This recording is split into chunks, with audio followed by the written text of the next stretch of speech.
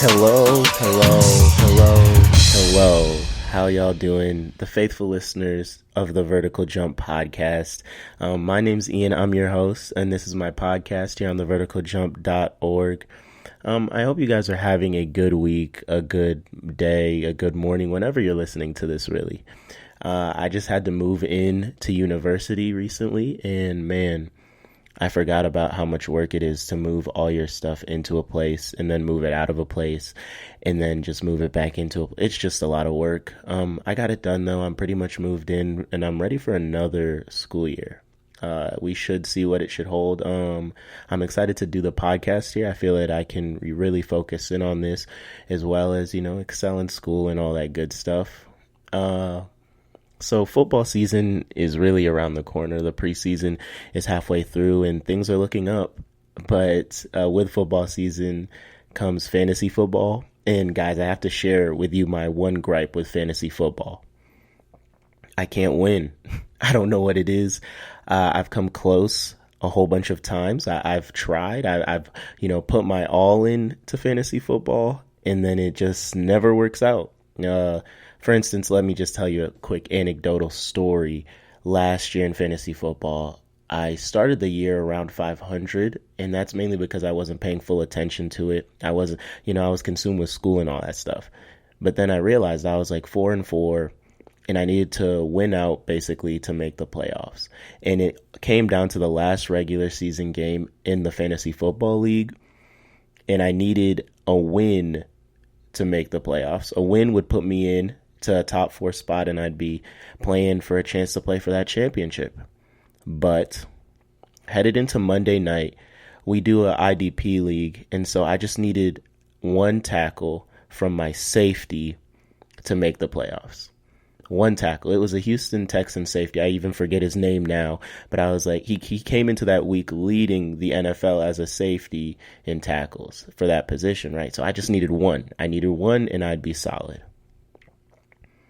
They were playing the Vikings on Monday Night Football, I believe, and he didn't get a tackle. He didn't record one tackle, and because of that, I tied that week. I ended up tying that week, and now neither of our teams made the playoffs, and it was then like a 6-seeded team that jumped up to 4, and I missed out on a chance to play for a championship. But that's just how my fantasy luck goes. I have stories of years where I've come close. I've done research and then I finish 3rd or I lose in the championship. And, I was a perennial playoff team, but everybody knew that basically playing me in the playoffs was a first round bye.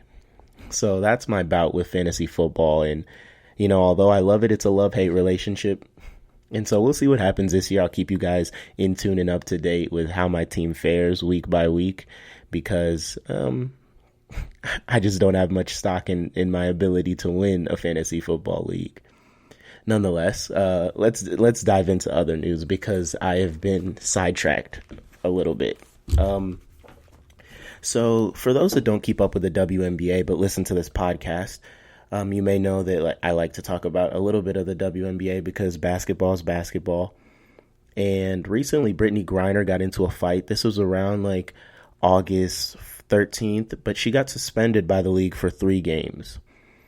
And she, going into this after the fight, she said that if the league suspends her, that's an issue with the league and not her. She ended up throwing punches because the other girl that was being boxed out was playing rather aggressive, and Brittany Griner didn't like that. And she's one of the polarizing stars in the league, and, she ended up squaring up. She put her money where her mouth is, and she actually fought because a lot of people, they'll be like, hold me back, all that stuff, but they're not trying to fight. But Brittany Griner was trying to fight. So the league suspended her, but it uncovered a whole bunch of stuff. The stars in the WNBA aren't happy with the way the league treats them. They feel that the league minimizes their earning power, that it's all about the league and not about them. And Brittany Griner's not the first star to feel this way towards the WNBA. Diana Taurasi, her teammate, felt this way towards the WNBA for a long time because Diana Taurasi is one of the few players that aren't afraid to be critical of the league. And even in 2015, Taurasi sat out because her Russian team that pays her more asked her to. which shows that she plays in the WNBA for the love of basketball, not for the love of the WNBA and wanting to see it grow. Because even though overseas minimizes your TV exposure compared to the WNBA, they make more money overseas. They're able to live a more comfortable life due to that. They're able to still play the game that they love, and they don't have to deal with all the politics of the WNBA. And so Diana Taurasi has shown discontent with the league. Brittany Griner has now shown discontent with the league, so much so that Brittany Griner even said that this could affect how long she even plays in the league. Because Brittany Griner also goes overseas during the winter to play basketball over there. Because the WNBA is in the summer here, I feel that they expected, since basketball isn't on, more people would watch the WNBA. But my thing is, how can we make stars in the WNBA happy? How can we make them feel that playing in the WNBA isn't a risk, but it's also a reward? Because that's what seems to be lacking. These stars are looking at the WNBA, these great female basketball players are looking at the WNBA and seeing, what am I ultimately gaining? I'm getting paid less. I guess I get to be on TV more because the NBA had that TV deal that included us in it. But I have to deal with a lot of fans making jokes about the women's game. I have to deal with the league not treating me like I'm the star I am. So what am I gaining? And I think it all touches back to what I was talking about all summer, which was, how can we get more seats filled at women's sporting events? And by doing so, the league will make more money. And when the league makes more money, then they'll be able to treat their star players better. I think that's what it all ties back to. It all ties back to the lack of support of women's sports within America.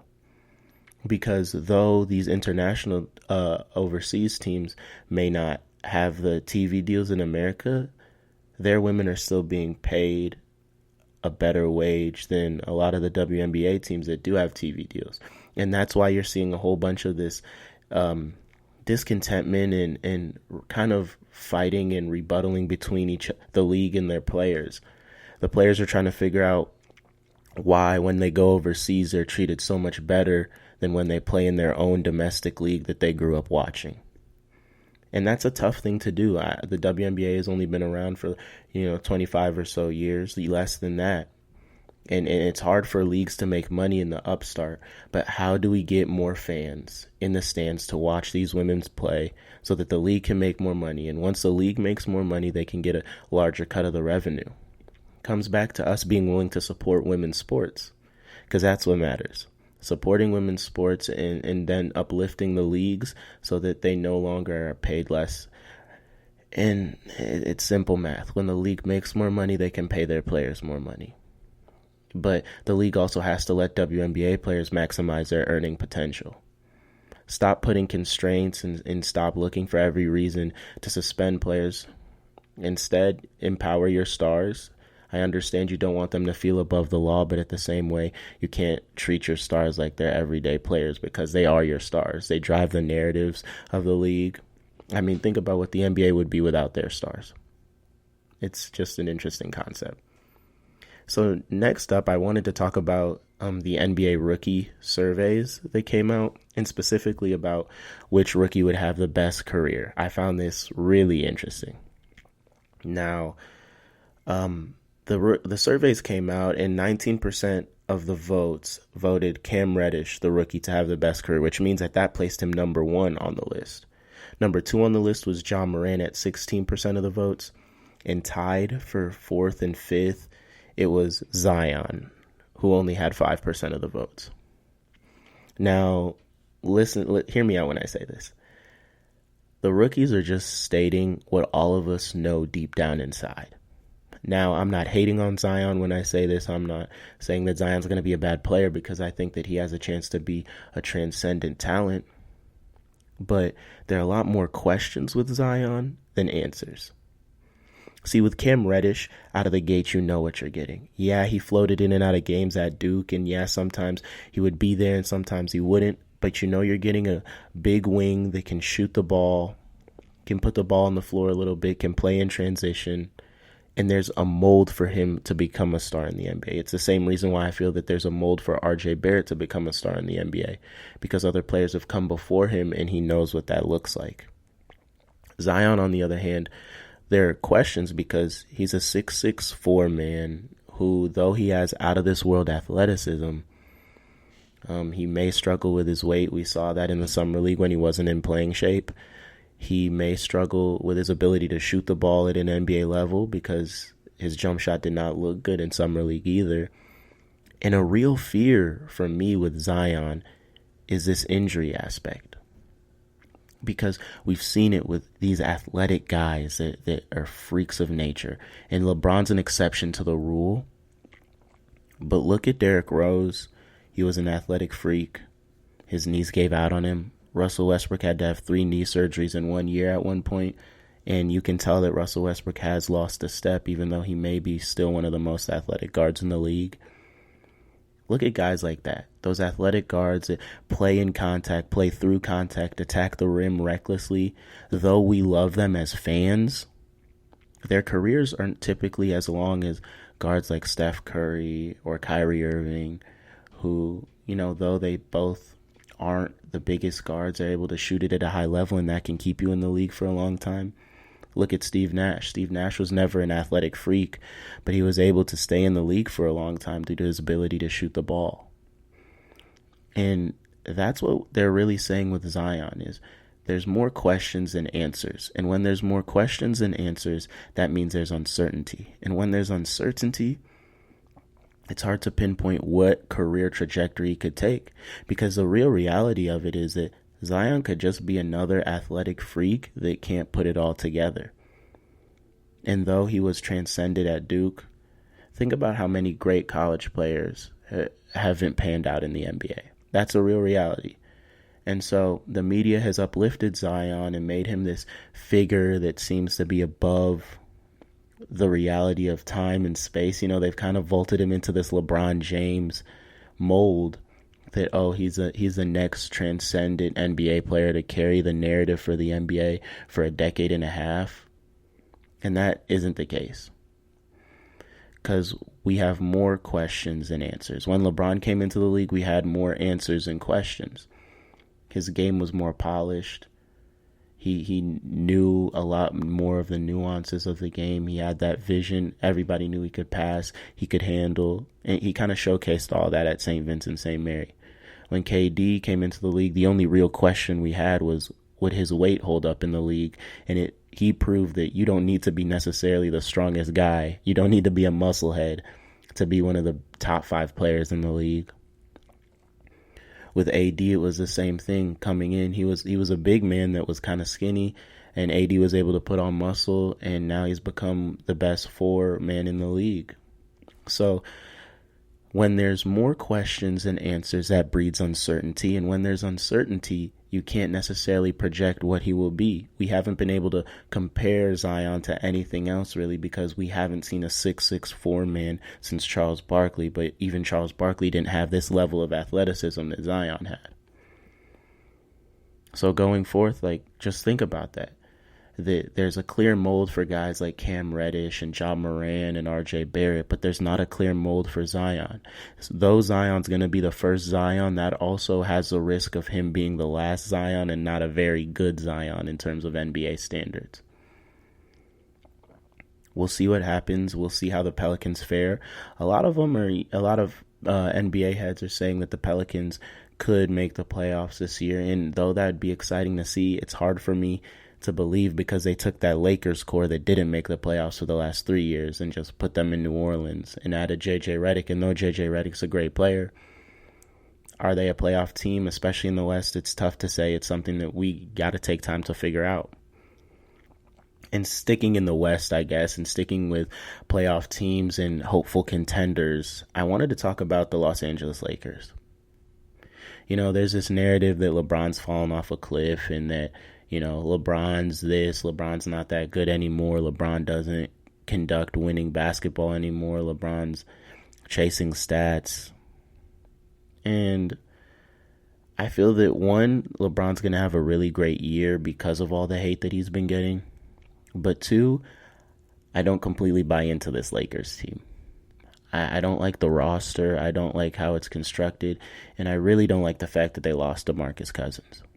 if you listen to my podcast, I want to say midway through end of July, I did an episode where I talked about the best value free agent signings, and I put DeMarcus Cousins on one of the best value free agent signings because of the fact that he was on a minimum deal, basically. And then his production, he would easily outplay his production. And now that he's torn his ACL, there's more questions in that Lakers rotation. Because I just don't, I'm trying to figure out how they will play this year. If we're going to play LeBron at point guard, is LeBron going to match up against other point guards? Or is that going to be Danny Green? And is Kuzma really a 3? I don't believe that Kuzma's a 3, especially if he shoots the ball at 30% from 3. And then Anthony Davis doesn't want to play center, but their best lineup would be if they played Anthony Davis at center and LeBron at the 4. So, again, there's more questions than answers with that Lakers roster. And though they have a chance to make the finals, especially now that the NBA is more predicated on duos, can they win a championship? It's tough. Like, of course they can because they have 2 of the top 10 players in the league, but everything else around them isn't that good. I mean, they have Avery Bradley, who is one of the worst offensive players in basketball, if you ask me. Danny Green was a good value free agent signing. Rondo, I don't really buy in all the way. AD is not willing to play center. We already know that. Kuzma's jump shot is suspect, and apparently he's been working on it all summer, but I still have questions. I have to see it in game first, and I have to see it over an extended period of time. Kentavious Caldwell-Pope was supposed to be a D3 guy, but he's not that great of a three-point shooter, and he's an average defender. That Lakers roster has a lot of question marks. So can they put it all together? Now losing DeMarcus Cousins, who to me was one of the best value free agent signings. I don't know. I don't know what can happen. I'm not here to say that they can't win a championship, but it'll definitely be tougher because they have to go through some pretty tough teams in a 7-game series. And I know y'all are about to hate on me for this, but I wanted to talk about the Oklahoma City Thunder and can they make the playoffs as a team? Now, before you guys come and drag me saying, oh, you're just an Oklahoma City Thunder homer, hear me out. The Thunder have Chris Paul. They have Shai Gilgeous-Alexander, who the Clippers were extremely high on. And a lot of people aren't putting great value in right now when they have to realize that Shai was really good. He was really good in the playoffs. They have Steven Adams, who's a double-double. I could see him putting up 15 and 10 this year. They have Danilo Gallinari, who was a 20-point scorer. And so it's not like the Thunder roster is horrible. They also have Roberson coming back, who's going to be a great defender. And so it's not like this Thunder roster is horrible. And Sam Presti even said that the rebuild isn't starting technically this year, but it's going to be a process over the next 3 years or 4 years, however long it takes. So the complete rebuild isn't starting now. The Thunder have mutually agreed with Chris Paul that he has to play up his stock so that they can trade him, so that contract looks valuable enough for the Thunder to trade him. Danilo Gallinari is going to be wanting to play up his stock so the Thunder can move him. And players play better in contract years. It's a known fact. When your money is on the line, players are going to be willing to go above and beyond. And so with Danilo Gallinari coming up on a contract year, he could be playing the best basketball he's ever played. He just got off a season where he played the best basketball he's ever played and was the healthiest he's ever been in a while, and he put up 19 a game. And people forget that when Chris Paul was on the floor without James Harden, he was still a really good NBA point guard. And this team is now giving the keys to Chris Paul and saying, here, go play up your value so that we can move you.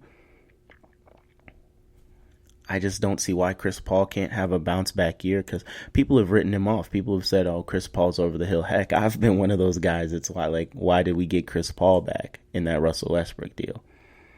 But I'm starting to see it now. I'm starting to see that maybe there's a chance, especially if this Thunder team can get through mid-January at 500 or above 500, because our schedule through mid-January is tough. I'm not even going to lie, because that schedule is going to be difficult. But if we can get through mid-January, we're playing good basketball. Chris Paul's played up his value. Danilo Gallinari is putting up 20 points a game, and Steven Adams is putting up a double-double. We could compete for the last spot in the playoffs as an 8th seed. I'm not saying we're going to shake things up and be an 8th seed that wins a series, but it'd be cool to see Oklahoma City make the playoffs in the post-Russell Westbrook era, especially the year after that. And maybe Chris Paul can help us win one game in the playoffs. And I get it. I've done the whole, I can name 8 teams better than the Thunder. You got the Nuggets, the Jazz, the Lakers, the Clippers, Portland, Sacramento maybe, Dallas, San Antonio. That's 8 teams right there. And a lot of people believe Sacramento is going to make that leap. But I'm also saying that it's a possibility. And I think that it's a real possibility if we get through mid-January and we're still at 500 or a few games above 500, that we could be gunning for that 8th seed in the West. I get that the West is deep, and I get that everybody feels that they have a shot at the beginning of the year. But the pieces are there, and Oklahoma City isn't a bad team. Like, they're not a horrible team when you look at their roster. So just keep that in mind. Keep that in mind, and if the Thunder make the playoffs, you can say that I told you so. If you've made it to this point in the podcast, that means you've made it to the end. This is my show. I record it, I produce it, I edit it, and it's just me. And if you enjoyed what you heard, make sure to subscribe, leave a rating, a comment, something, anything to tell me that I'm doing better. And also make sure to follow me on social media. My Instagram is at Ian_KAYJAY. So that's at IAN_KAYJAY. My Twitter is at IANKAY. Thanks for listening, and remember, may the rest of your day be the best of your day.